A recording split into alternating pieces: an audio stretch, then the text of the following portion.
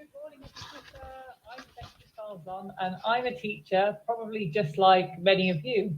And it's bloody tough at the moment, isn't it? It's like, yeah, like totally kind of been knocked sideways and finding things tricky and up and down and trying really hard to provide the best for the children and families that I serve.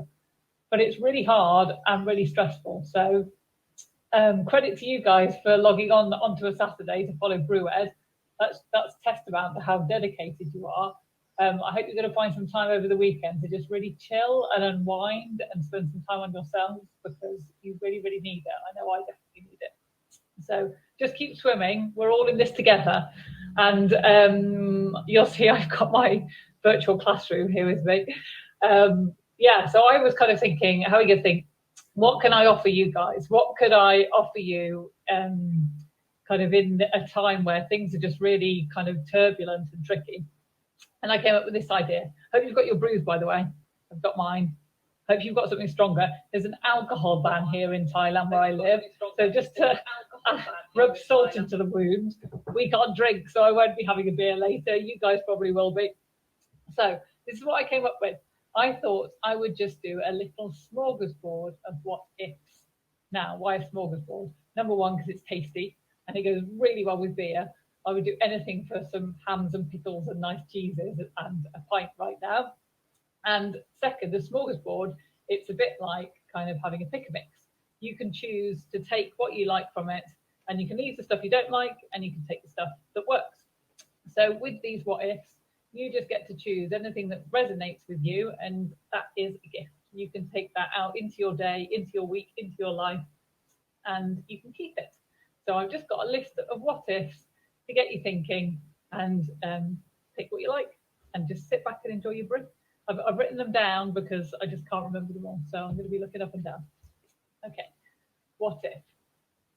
What if you were just a little bit kinder to yourself today? And what if you were kinder to everyone else? What if you turned up the music and danced? What if you gave yourself permission to sleep at 11 a.m. on a Monday morning? What if this was all just a game? What if actually everything was really okay? What if this was as good as it gets? What if it got better? What if you got to choose? What if you turned off the news just for one day, for 1 week, for 1 month? What if you found a way to capture all the moments? What if you became your priority? What if you committed to make at least one person laugh today, even if it was yourself? Even better if it's yourself. What if you just breathed? What if selfish was the new black? What if instead of writing a to-do list, you wrote a what I've done list at the end of the day, and you wrote down all your wins, no matter how small? What if you looked into your eyes and saw the power that you are? What if you just relaxed, let go, and let things be for a little while? Bye-bye. Have a nice day.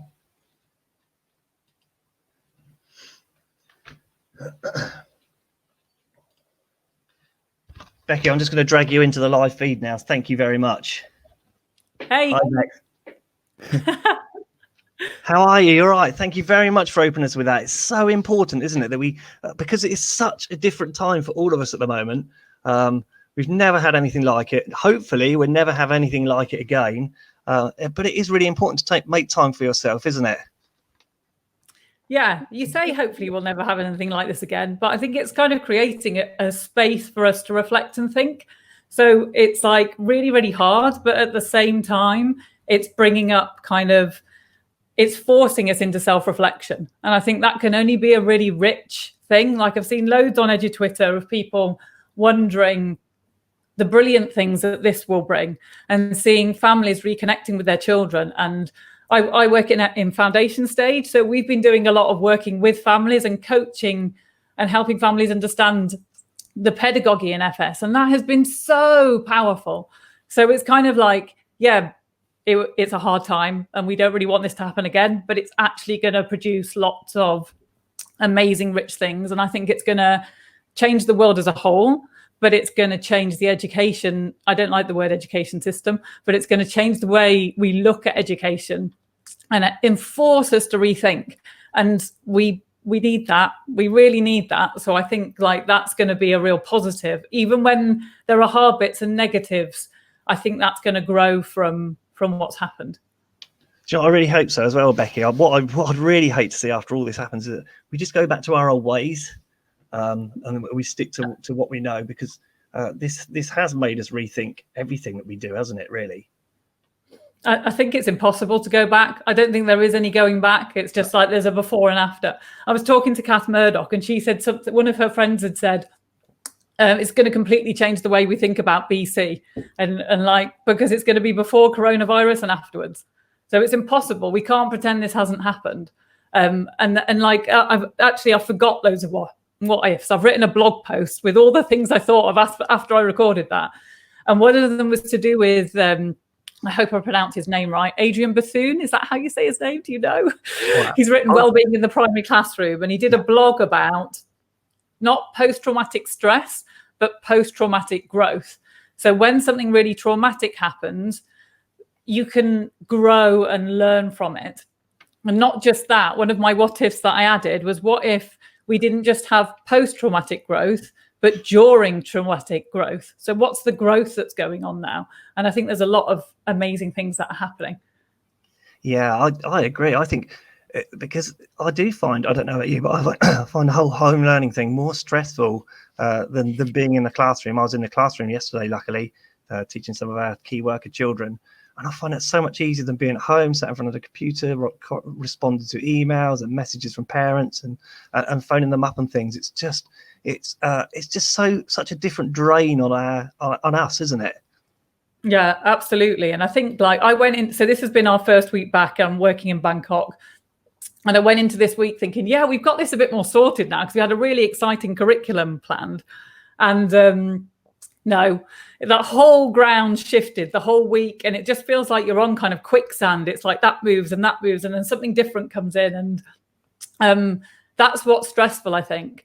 Like I was talking with a group of educators that I work with, and we were kind of talking about how our well-being is the most important. We have to take care of ourselves to build that resilience, to be there for the families and for school and to work with others. So I've been spending hours a day doing things like yoga and meditating and exercise because I need it. I'm finding I'm waking up anxious. And so to get to a point that I can bring myself to the table in a really kind of open, positive way, I have to put extra time into my well-being. Yeah, it's almost like we become, rather than educators, we become counsellors, haven't we? Especially with the parents. Yeah. I mean, I phone my parents and we spend most of the time actually talking about theirs and their children's well-being. It's not about what the work they've done at home. It's about how they're coping with everything. Yeah, and that feeling from parents like, am I doing enough? And is my child getting behind? And like, no matter how much we put out there, relax, let go, connect. The learning you're doing at home, if you're kind of baking, kind of helping each other with the housework, all of that is amazing learning, and it's a time to connect. I'm still getting emails from parents worrying that they're not doing enough. So I think one of my key takeaways from this and key things I'm trying to put out there is really connecting with empathy with those families and really overemphasizing the message that they can just let go and try and enjoy this and try and get the positives and not worry about stressing about learning. Yeah, lovely. Thanks, Becky. I need to go. It's the next person. It's old Richard Holmes next up with Grassroots and Teacher-Led CPD, which is what we're doing today.